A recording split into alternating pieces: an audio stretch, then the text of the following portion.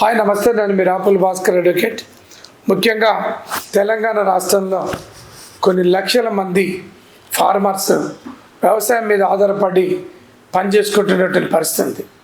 అయితే ఈ మధ్యకాలంలో తెలంగాణ ప్రభుత్వం ధరణి అనేటటువంటి ఒక దాన్ని పక్కకు పెట్టేసి పాత ఆర్ఓఆర్ యాక్ట్ని పక్కకు పెట్టి ఆర్ఓఆర్ యాక్ట్ 2025 అనేటటువంటిది ఇంట్రడ్యూస్ చేయటం అనేటువంటిది జరిగింది.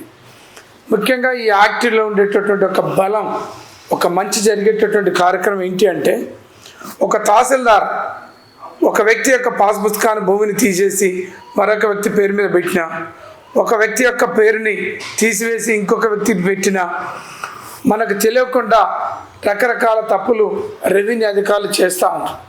లేదు పట్టా భూమిని ప్రభుత్వ భూమిగా మార్చినా, లేదు 5 ఎకరాలు ఉండేటటువంటి భూమిని 3 ఎకరాలకు అంటే ఎక్స్టెండ్ తప్పులు వచ్చినా, లేదు ఒక వ్యక్తికి సంబంధించినటువంటి సర్వే నెంబర్ తీసుకొచ్చి ఇంకో వ్యక్తి సర్వే నెంబర్లో వేసినా, మనకు తెలియకుండా మన భూమి మీద మన పేరు తీసేసి ఇంకో వ్యక్తుల యొక్క పేర్లు పెడుతూ రకరకాల తప్పులు, లక్షల కొలది తప్పులు జరుగుతున్నటువంటి పరిస్థితి ఉంది.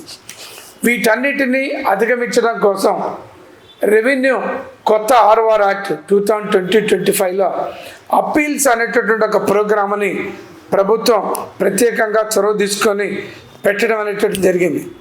ఏంటి, తహసీల్దార్ ఏదైనా ఒక తప్పు చేస్తే ఒక పేరు మార్పిడి విషయంలో కానీ పట్టా మార్పిడి విషయంలో కానీ ఎలాంటి అధికారం లేకున్నా పక్క వ్యక్తికి మన భూమి మీద పాస్ పుస్తకాలు ఇస్తే అతనికి గతంలో ఉండేటటువంటి ఒక చట్టం ఏం చెప్తా ఉంది, గతంలో ఉండే చట్టం ఏంటంటే సివిల్ కోర్టు పోయి దాని న్యాయవాదిని పెట్టుకొని కోర్టు ఫీజులు కట్టుకొని మరి సివిల్ కేసులు దావాలు వేసుకునేటటువంటి పరిస్థితి ఉండే. కానీ ఈ చట్టం ప్రకారం ఏదైనా ఒక ప్రభుత్వ తహసీల్దార్ తప్పు చేస్తే అతను చేసినటువంటి తప్పు మీద ఆర్ఓఆర్ యాక్ట్లో ఉండేటటువంటి ఒక మంచి అవకాశం ఏంటంటే ఆర్డీఓ దగ్గరికి పోయి మనం అప్పీల్ వేసుకోవచ్చు. ఆర్డీఓ తహసీల్దార్ చేసినటువంటి తప్పుని ఆయన ఇచ్చినటువంటి ప్రొసీడింగ్స్ అన్నిటిని కూడా పరిశీలించి ఒకవేళ తహసీల్దార్ కాక తప్పు చేస్తే ఆర్డీఓ అప్పీల్లో తహసీల్దార్ చేసినటువంటి తప్పుల్ని సెటిసైడ్ చేస్తూ ఉత్తర్వులు ఇచ్చేటటువంటి అధికారం ఆర్డీఓకి ఉంది. ఒకవేళ ఆర్డీఓ కూడా తప్పులు చేసిండు అనుకోండి, ఖచ్చితంగా జిల్లా రెవెన్యూ ట్రిబ్యునల్ ఉంటుంది. ఇక్కడ ఆర్డీఓ ట్రిబ్యునల్ ఒకటి, జిల్లా రెవెన్యూ ట్రిబ్యునల్ అనేది 2 ఉన్నాయి. మీరు ఏ రకమైనటువంటి తప్పులు జరిగినా, మీకు భూములకు సంబంధించినటువంటి ఏ సమస్యలు జరిగినా, మీకు అన్యాయం జరిగినప్పుడు భయపడకండి, ఇమ్మీడియట్గా ఒక న్యాయవాదిని పెట్టుకోండి.